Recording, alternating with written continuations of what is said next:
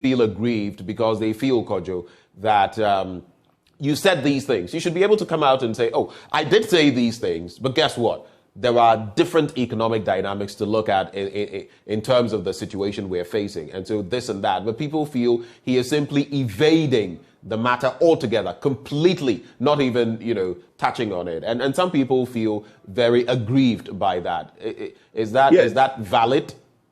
Yes, honesty is very important. And a typical example, when I went to meet the youth of Western North in Bekwai, in Sefi Bekwai, one of the things they said was that I spoke for like 30 minutes, but I didn't want to bore them with a lot of things. And I kept it very brief.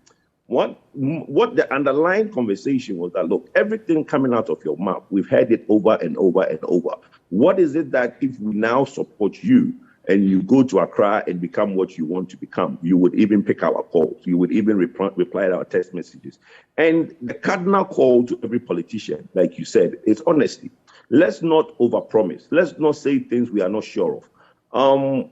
And I believe that when people are in opposition, they don't engage a lot with the government mechanism to know the true state of affairs. If you go to the UK, there is the shadow chancellor, of the Exchequer. There is the shadow foreign affairs minister. All these people are not just sitting at home and being the shadow of maybe the chancellor or the. They are aware. They ask for information. They get data. They get information. So when they make a position, in the UK, when there is a budget, the shadow, the Labour government, would also come out with their own budget, which, if they were in government, this is what we would do. Right. So I think we've gone past the stage where people are just mentioning numbers and saying things without knowing the true fact on the ground.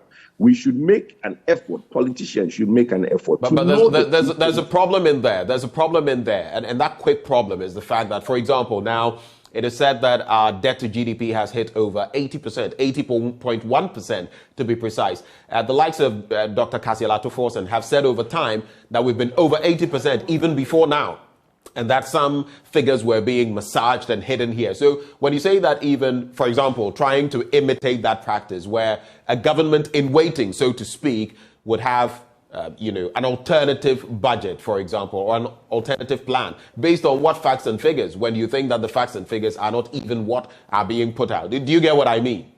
No, but then the point I'm making is that they have also been in government. Look, the people at the Ministry of Finance and the people in government are more welcoming than you think.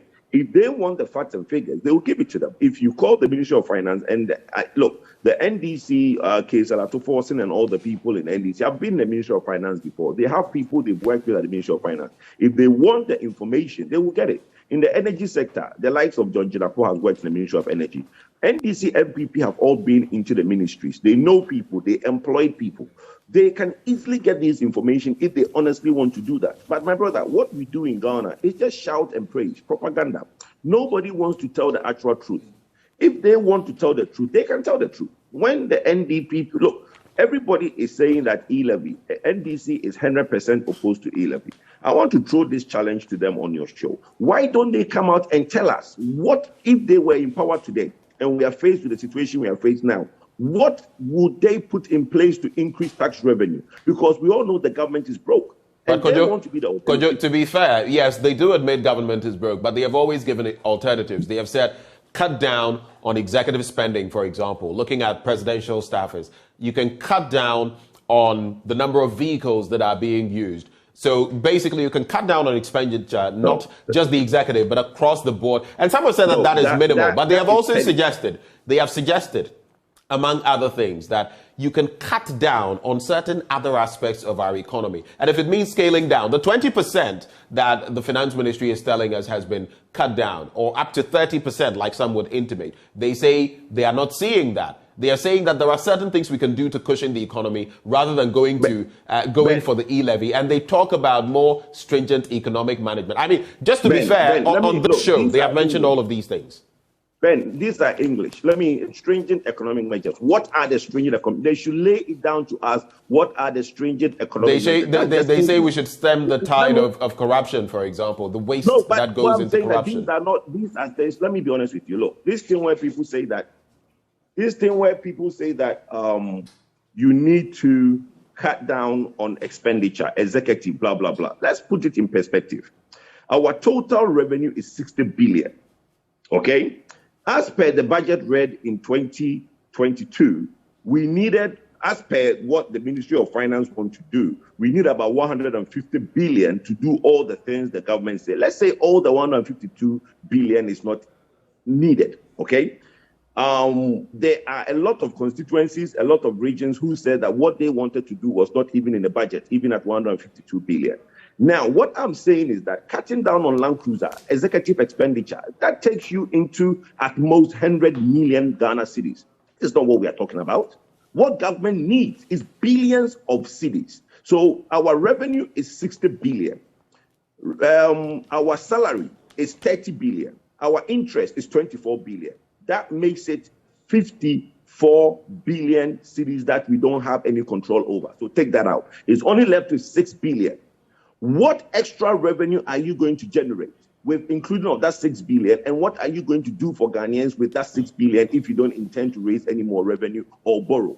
And if you intend to borrow, how much do you intend to borrow? Because the minimum, you will need about 100 billion Ghana cedis, with about 40 billion more to do some of the things you want to do in terms of development in this country. So let's not let people come and tell us that, oh, cut executive spending and cut Land Cruiser. That at most is 100 million Ghana cedis, right? We are talking, how much are you going to get extra 5-10 billion Ghana cedis to do your development? Because what you have available to you is only 6 billion.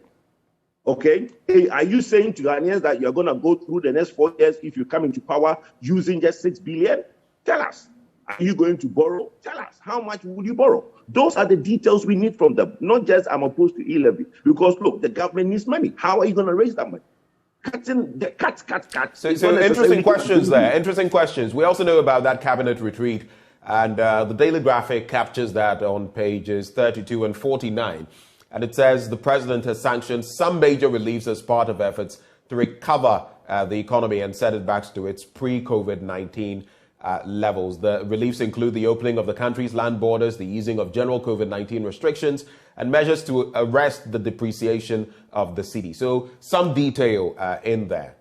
It is expected that in the coming days, President Akufo-Addo, the Finance Minister Ken Ofori-Atta, other sector ministers, as well as the Bank of Ghana, will provide details on the reliefs. For now, we just know that there are measures to tackle rising fuel prices occasioned by the global economic turmoil, brought on by the Russia-Ukraine conflict, and measures to address the persistent rise in the prices of goods and services. Before you come in, I'd just like to quote American President